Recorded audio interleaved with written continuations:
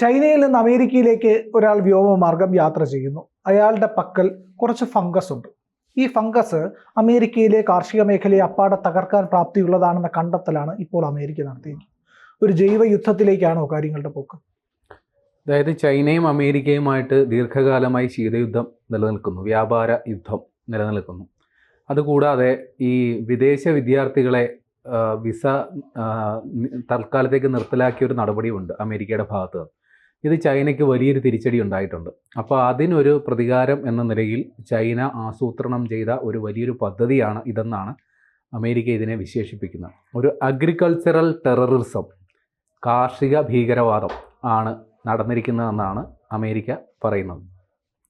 കഥ ഇങ്ങനെയാണ്. സുൻ യുങ് ലിയു എന്ന് പറയുന്നൊരു 34-കാരൻ, അയാൾ ഒരു ചൈനീസ് ഗവേഷകനാണ്. അയാളുടെ ഗവേഷണ പരിപാടികൾക്ക് വേണ്ടി ചൈന സർക്കാർ പണം മുടക്കുന്നുണ്ട്. ഇയാൾ ഒരു ചൈനീസ് കമ്മ്യൂണിസ്റ്റ് പാർട്ടിയുടെ സജീവ പ്രവർത്തകൻ കൂടിയാണ്. ഇയാളുടെ കാമുകി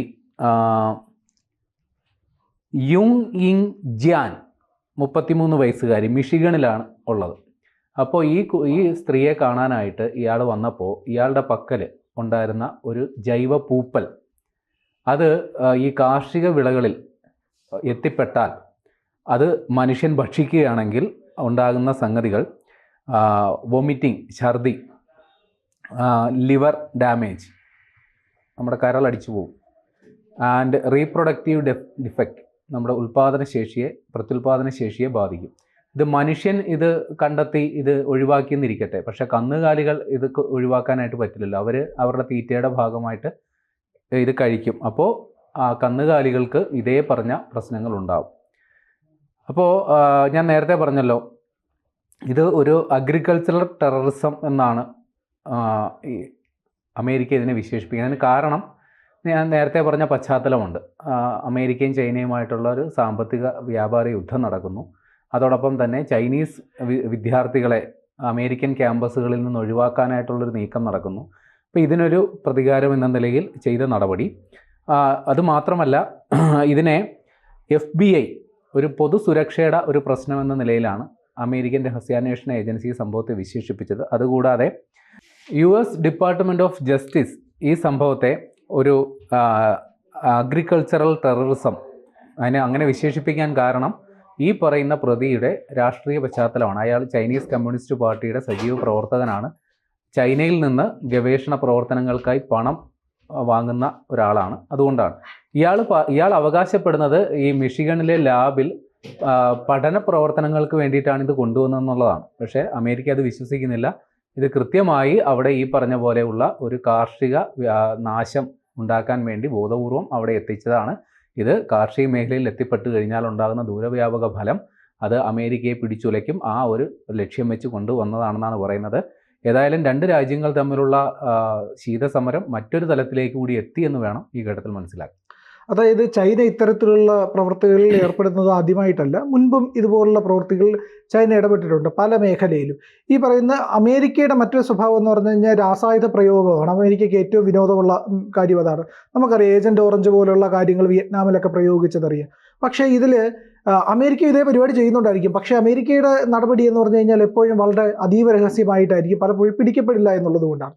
പക്ഷേ ചൈന ഈ ചെയ്യുന്ന പ്രവർത്തനങ്ങളുടെയൊക്കെ ഫലം എന്ന് പറഞ്ഞു കഴിഞ്ഞാൽ ചൈന തന്നെ ആത്യന്തികമായി അനുഭവിക്കേണ്ടി വരുന്നുണ്ട് എന്നുള്ളതാണ്. അവർ നാച്ചുറലി തന്നെ അവരുടെ രാജ്യത്ത് ഡിസാസ്റ്ററുകൾ ഉണ്ടാക്കാറുണ്ട്.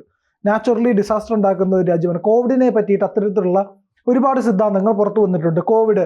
ഈ കൊറോണ വൈറസ് COVID-19 എന്ന് പറയാൻ 2019 ഈ പറയുന്ന മാരകമായ വൈറസിനെ ഉണ്ടാക്കാൻ ഒരു തിയറി, അതിൽ പ്രധാനപ്പെട്ടത് പറയുന്നത് ചൈനയുടെ ജനസംഖ്യാ നിയന്ത്രണത്തിന് വേണ്ടിയിട്ട് ചൈന ചെയ്തതാണ്. അതായത് ഏജ്ഡ് ഗ്രൂപ്പ് അവിടെ വളരെ കൂടുതലാണ്. അപ്പോൾ കോവിഡ് അറിയാമല്ലോ, ദുർബലരായ മനുഷ്യരെയാണ് ബാധിക്കുന്നത്. അപ്പോൾ ദുർബലമായിട്ടുള്ള ഒരു കമ്മ്യൂണിറ്റിയെ മൊത്തം ഉന്മൂലനം ചെയ്ത് ശുദ്ധീകരിക്കുക എന്ന് പറയുന്ന ഒരു പരിപാടിയിലേക്ക് ചൈന കടന്നിരുന്നു. അതിനുവേണ്ടി വികസിപ്പിച്ചതാണോ ഈ പറയുന്ന കോവിഡ് എന്ന് പറയുന്നത്, വൈറസ് എന്ന് പറയുന്ന വലിയ സംശയം ഉണ്ടായിരുന്നു. അതിനെപ്പറ്റി അമേരിക്ക പലപ്പോഴും ട്രംപ് തന്നെ അതിനെപ്പറ്റിയൊക്കെ ആരോപണം ഉന്നയിച്ചിട്ടുണ്ട്. ചൈനീസ് വൈറസ് ആണ് എന്ന് അതിനെ വിശേഷിപ്പിക്കുകയും ചെയ്തിരുന്നു. അപ്പോൾ ഈ ചൈനീസ് വൈറസ് സ്വാഭാവികമായിട്ട് ഈ ചൈന ഉണ്ടായിക്കഴിഞ്ഞാൽ ഈ വുഹാനിൽ മാത്രമല്ലല്ലോ നിന്നത്, ലോകം മൊത്തം പടർന്നു, ലോകത്തിൻ്റെ മൊത്തം വിപത്തായിട്ട് മാറി. പക്ഷേ അങ്ങനെ ഒരു ഘട്ടത്തിലേക്ക് കടക്കുമ്പോൾ ചൈനീസ് പദ്ധതി എന്ന് പറയുന്ന ഈ പറയുന്ന ഏജ്ഡ് ഗ്രൂപ്പിനെയും രോഗബാധിതരെയൊക്കെ എലിമിനേറ്റ് ചെയ്യുക എന്നുള്ളതായിരുന്നു. എന്നുള്ള ഒരു തിയറി ഉണ്ട്. പിന്നെ മറ്റൊന്ന് പറയുന്നതെന്ന് പറഞ്ഞു കഴിഞ്ഞാൽ ഇവർ ബയോളജിക്കൽ വെപ്പൺ ഉണ്ടാക്കാൻ വേണ്ടി ഉപയോഗിച്ച നടത്തിയ ഒരു പ്രവർത്തനം അപകടത്തിലേക്ക് പോയി. അങ്ങനെയാണ് വുഹാനിലെ ലാബിൽ നിന്ന് പുറത്തേക്ക് പടർന്നത് എന്നുള്ളതാണ്. കാരണം വലിയ പൊട്ടിത്തെറി ഉണ്ടായി എന്നും ഈ പറയുന്ന മരുന്നുകൾ അബദ്ധത്തിൽ പലതിലേക്കും കലർന്നുവെന്നും അത് പ്രകൃതിയിലേക്ക് കൈമാറ്റം ചെയ്യപ്പെട്ടുവെന്നൊക്കെയാണ് പറയപ്പെടുന്നത്. അങ്ങനെയാണെങ്കിൽ അതിനുള്ള സാധ്യതയുമുണ്ട്.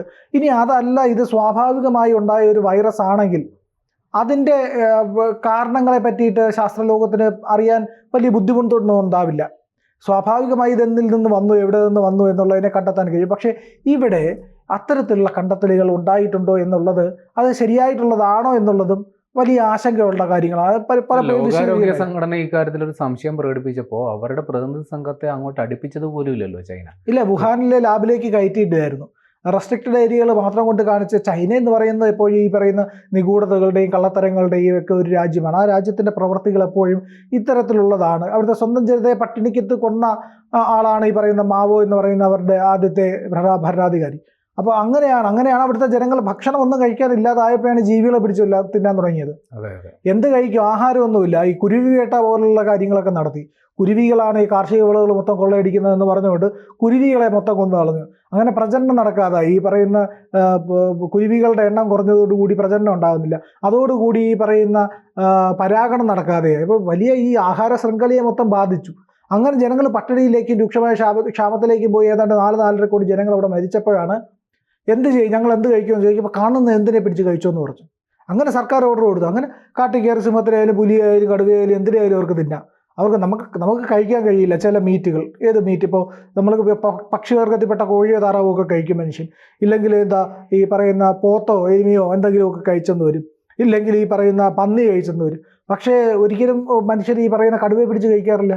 ഇല്ലെങ്കിൽ പാമ്പിനെ പിടിച്ച് കഴിക്കില്ല, പാറ്റയെ കഴിക്കില്ല, പല്ലിയെ കഴിക്കില്ല, പുൽച്ചാടിയെ കഴിക്കില്ല.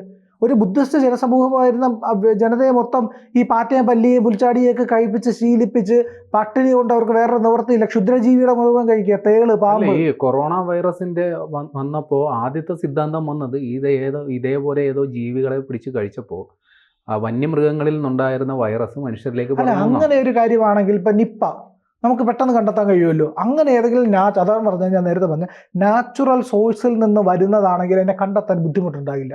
ലോകത്ത് ഈ ജീവികൾ എല്ലായിടത്തും ഉണ്ടാകുമല്ലോ. അല്ലെങ്കിൽ ഒരു പ്രത്യേക ജീവി ഒരിടത്ത് മാത്രം ഉള്ളത്. ഇപ്പം വ്യാളി ചൈനയിലുള്ളതാണല്ലോ. ഡ്രാഗൺ. അപ്പോൾ അങ്ങനെയുള്ള ജീവിയൊന്നും അല്ലല്ലോ.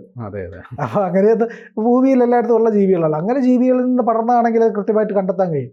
പക്ഷേ ഇത് കൃത്രിമമായി, ഞാൻ വിശ്വസിക്കുന്നത് അങ്ങനെയാണ്, കൃത്രിമമായിട്ട് ചൈന ഉണ്ടാക്കിയത്. ചൈന ഇത്തരത്തിലുള്ള ഏത് യുദ്ധമുറയും പരീക്ഷിക്കുന്ന ഒരു വികൃത മനസ്സിനുള്ള ഉടമയായിട്ടുള്ള ഒരു രാജ്യമാണ്. കാരണം സ്വന്തം ജനങ്ങളെ പട്ടിണിക്കിട്ട് കൊല്ലാനും ഏത് മണ്ടത്തരവും നടപ്പിലാക്കാനും കഴിയുന്ന ഒരു രാജ്യമാണ്. അവർ ഇൻഫ്രാസ്ട്രക്ചർ ഡെവലപ്മെൻറ്റ് വലിയ രീതിയിൽ നടത്തിയ രാജ്യമാണ്. അവിടുത്തെ കണക്കുകൾ പ്രകാരമാണെങ്കിൽ ഒരാൾക്ക് 8-10 വീടുകൾ വാസസ്ഥലം ഉണ്ട് എന്നതിന് തുല്യമായിട്ടാണ് അവിടെ കൺസ്ട്രക്ഷൻ നടത്തിയത്. ഇപ്പോൾ പൊളിക്കാൻ തുടങ്ങിയിരിക്കുക. ഡിമോളിഷൻ മേഖല ചൈനയിലേക്ക് കടന്നുകൊണ്ടിരിക്കുക. കാരണം ജനങ്ങൾ അത്രയ്ക്ക് താമസിക്കാനില്ല. അതാണ് അവിടുത്തെ പ്രശ്നം. ഒരു അതിഗംഭീരമായ സാധനങ്ങൾ ഉണ്ടാക്കി കൊണ്ടുവന്ന ജനസംഖ്യ നിയന്ത്രണത്തിന് വേണ്ടിയിട്ട് വലിയ അബദ്ധങ്ങൾ കാണിച്ചു. അപ്പോൾ അങ്ങനെയുള്ള ഒരു രാജ്യമായ ചൈന സ്വാഭാവികമായി ഇത്തരം പ്രവർത്തനങ്ങളിൽ ഏർപ്പെടാനുള്ള സാധ്യത വളരെ കൂടുതലാണ്. അത് അമേരിക്ക കണ്ടെത്തി പിടിച്ചതുകൊണ്ട് ഈ അമേരിക്ക രക്ഷപ്പെട്ടു. നമ്മുടെ ഇന്ത്യയിലേക്ക് അയക്കുന്ന കളിപ്പാട്ടങ്ങളിൽ പലപ്പോഴും ചൈനീസ് കളിപ്പാട്ടങ്ങളിൽ ലെഡിൻ്റെ അംശം കൂടുതലാണ്. ഈ ലെഡ് കുട്ടികളെടുത്ത് കടിക്കുകയാണെങ്കിൽ വലിയ രീതിയിലുള്ള ഭൗതിക പ്രശ്നങ്ങൾക്ക് കാരണമാകുന്നതാണ്. ബുദ്ധിയെ, ന്യൂറോൺസിനെയൊക്കെ ബാധിക്കുന്ന കാര്യം.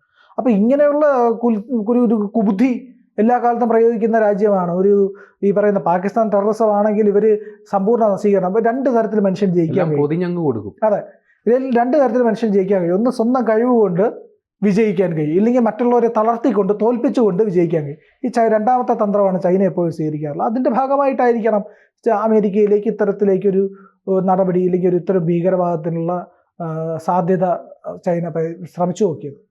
കൂടുതൽ വാർത്തകളും വിശേഷങ്ങളും നിങ്ങളിലേക്ക് എത്താൻ ABC മലയാളം സബ്സ്ക്രൈബ് ചെയ്യുക, ബെൽ ബട്ടണും അമർത്തുക.